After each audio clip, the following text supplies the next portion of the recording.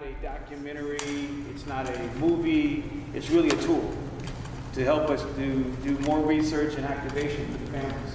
So you won't see this on PBS or Netflix or anything. It's really just, again, a research tool for us to try and activate every resource we can for the families.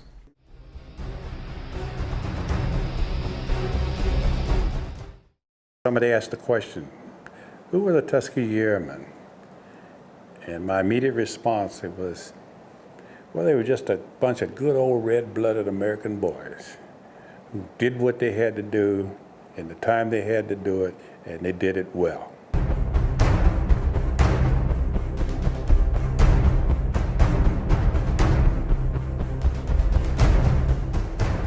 We were the biggest fighter squadron in the whole United States Air Force. 332nd Fighter Group, actually, who did bomber escort, which meant they put their life at jeopardy to make sure that the B-52 bombers got home safe. It's important for the younger generation to know, first of all, the history of the past, but mainly that in order to overcome obstacles, you have to be excellent. The Tuskegee Airmen stands for excellence.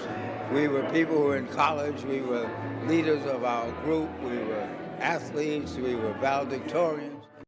Our project involves what we're calling now the Fallen 66. It has to do with those Tuskegee Airmen pilots that were killed.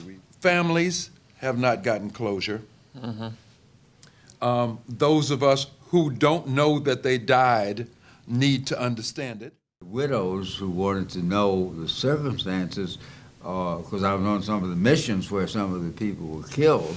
They wanted to know the circumstances, and I told them what I knew. I saw the plane go down, saw it crash, but I didn't know exactly where, because they were trying to locate the remains and where they might have been buried.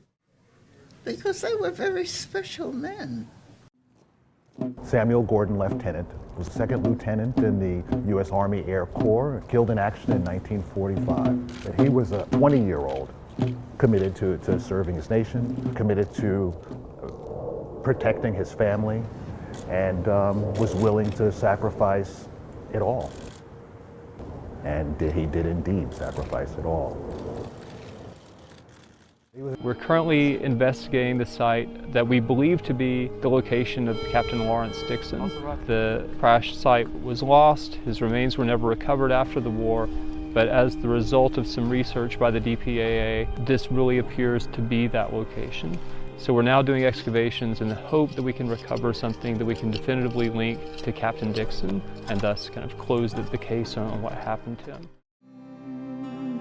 Tell me, weary soldier, from the rude and stirring wars, was my brother in the battle where you gained those noble scars?